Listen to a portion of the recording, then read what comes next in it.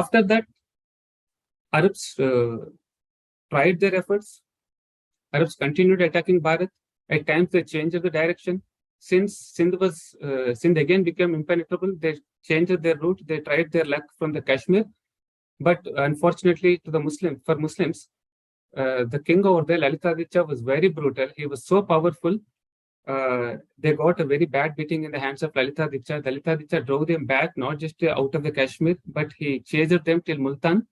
And Muslims had to take shelter in a temple.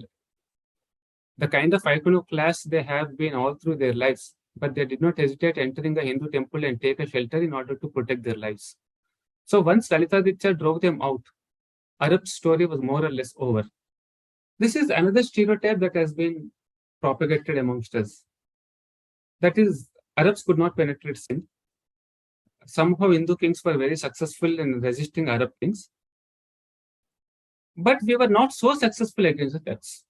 The moment when Islamic world went into the hands of Turks, and when Turks' onslaught happened on the Bharat, we succumbed. Let's examine whether that holds any water. It is true that they had a little success in the form of Alaktuddin and Subaktuddin. These two were two Turkish slaves, one of them being the father of Mahmud, Mahmud of Ghazni. So these two, Alaktuddin and Subaktuddin, conquered. Then the Bharat in the northwestern frontier was ruled by Shahi dynasty Raja Jaipala. Raja Jaipala was too old by then. But even then, once he lost, but immediately he bounced back. He launched a counter-attack on the Ghaznavi and put them in check. But things changed once Mahmud entered the scene. Mahmud, as Alexander to the Western world, Mahmud was definitely one of the bravest or one of the most ferocious warriors the Islamic world had ever produced. So Muhammad invaded Bharat, defeated Jaipala, drove Jaipala back towards Delhi. During this battle, Jaipala lost his son Anandapala as captive to Muhammad. Then Anandapala was later converted to Islam. So now Raja Jaipala did not keep quiet. So he immediately came back, formed a confederation with the rest of the Hindu kings. Again, if we keep an eye on the popular notion that Hindu kings were never united, I gave you quite a few examples like Yashodharman. And during the Islamic period, this Jaipala's confederation was very, very stronger because it was taking on an enemy behind whom the entire caliphate stood. Ghazni was on the other side, but Jaipala did not fear the enemy. He formed a confederation, immediately bounced back and attacked Ghaznavi. Somehow he freed his son. Some Muslim historians went on to say that during this battle, this particular battle of 1001, Raja Jaipala had an upper hand to such an extent that the sword of Raja Jaipala was hanging at the neck of Mahmud of Ghazni. So he could have killed him, but he had a stake, his son being under the captive of Mahmud. So they made a truce. They came back. So Mahmud, after this defeat, Mahmud too changed his direction. Mahmud went through Kashmir, but again, he too faced an ignominious defeat in the hands of Rana Sangrama Raja.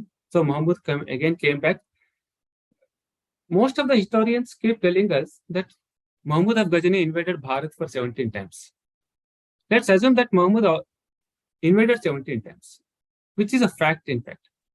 But isn't it common sense that if a person had to invade Bharat for 17 times, what would have happened the previous 16 times? He was definitely lost. He was definitely defeated. So Mahmud tried his luck from different different sides. Once he went to Kashmir, once he went to Northwestern, once he went through Gujar Pratihara Rajas. So all the time facing Mahmud was Raja Jaipala and Shahi dynasty. So finally, eventually, Mahmud somehow defeated Raja Jaipala. Raja Jaipala handed over the reins to Anandapala and committed suicide. And Anandapala did not deter. Anandapala continued the fight where his father left.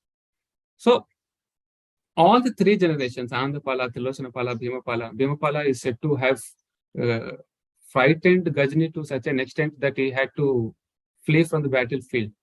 So all these four people, Jaipala, Anandapala, Tilosanapala, and Bhimapala, they rendered their lives protecting our boundaries.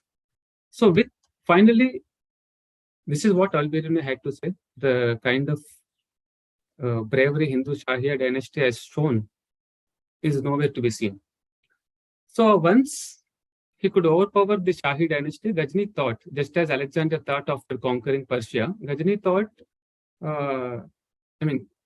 it would be a cakewalk because he had overpowered the most powerful Shahi dynasty then. So Muhammad thought the next ventures would be a cakewalk, but much to his surprise, he was badly beaten again. This time he penetrated deep into the central Bharat. Then he faced Vidyadhara Chandra Atreya. Chandra Atreya Vidyadhara, the folk story goes, completely decimated Ghazni. So Ghazni had no option but to retreat. And he had to enter, he was forcefully entered into a truce with Chandra Atreya Vidyadhara, paying much of the bounty. He could not digest this insult because Ghazni was badly beaten by Vidyadhara. So on his way back, he thought of attacking Bhoja-Paramara. But Bhoja-Paramara was even more brutal on Ghazni. So Ghazni was once again badly beaten. Again, he made a truce. Then while his way back to Ghaznavi, he went through Gujarat and he showed his anger on the unarmed civilians. He killed many civilians. On his way back, he destroyed Somnath temple. We all know that. He killed the armless Brahmins over there. And throughout this Ghazni's campaign, there was one young boy who accompanied him. That was his nephew, Salar Masud. So once Ghazni was driven back, Salar Masud thought he would avenge his uncle's defeat. So Salar Masud followed his uncle's footsteps, ventured into Bharat, not ordinarily like Ghazni did, but he again, the entire caliphate stood behind him. He ventured, it is said that he entered Bharat with more than 1 lakh army, with 40,000 cavalry, and much bigger army than any Islamic invader came thus far.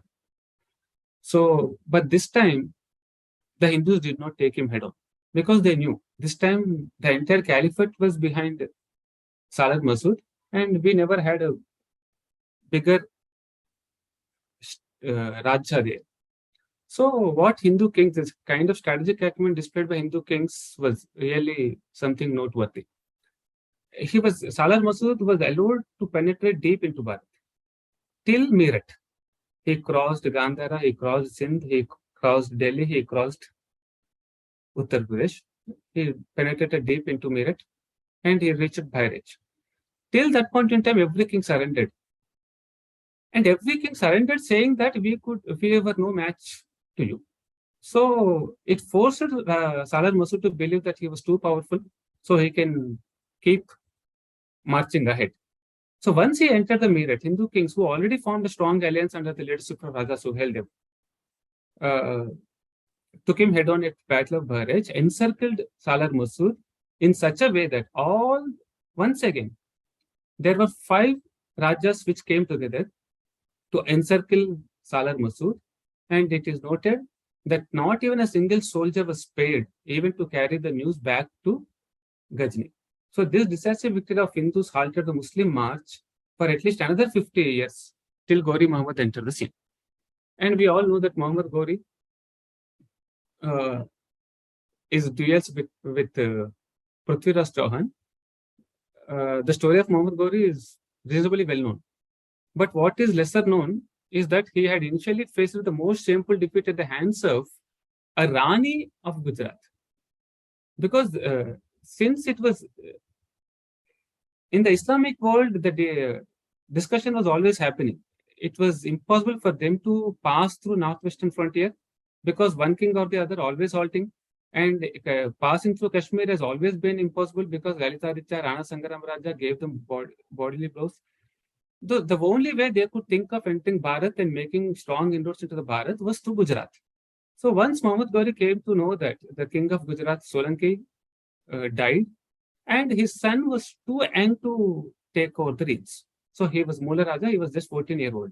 So he thought this to be an opportunity. So what Ghori did, he invaded Gujarat. But what he did not know was Mula Raja was capable enough of taking Ghori head on. And not just that, even his mother, Rani Naiki Devi was also in the battlefield.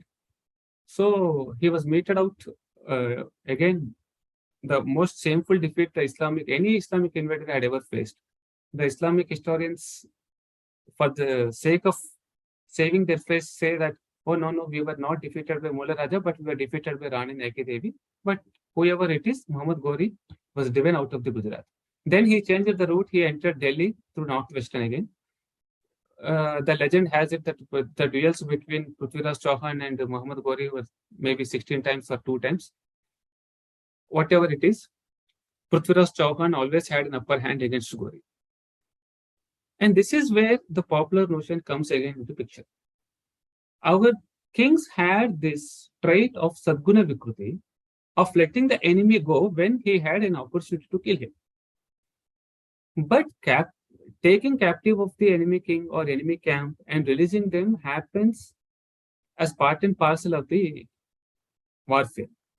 So when Prithviraj Chauhan took captive of Muhammad Ghori, he let him go. That was true. Muhammad Ghori eventually overcame Prithviraj Chauhan and killed him. That is also true.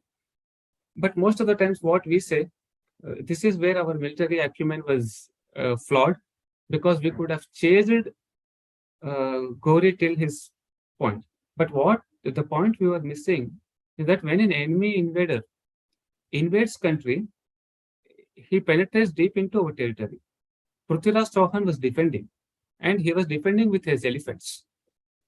So you cannot expect an elephant-filled army to chase a cavalry-filled army and catch hold him off and kill him.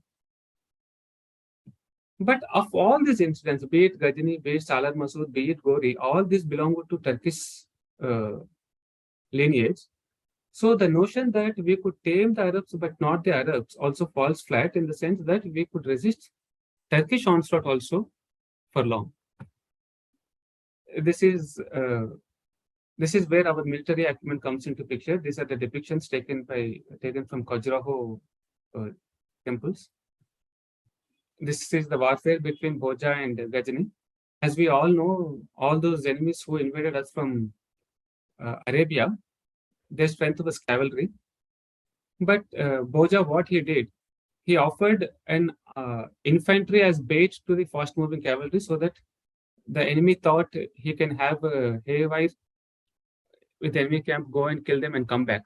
But what the Ghazni did not know was, behind the infantry there was elephants on which there were mounted archers. Mounted long-range archery has always been our strength. So that is how Ghazni was decimated, both at the hands of Raja Vidyadhara and Raja Bhoja.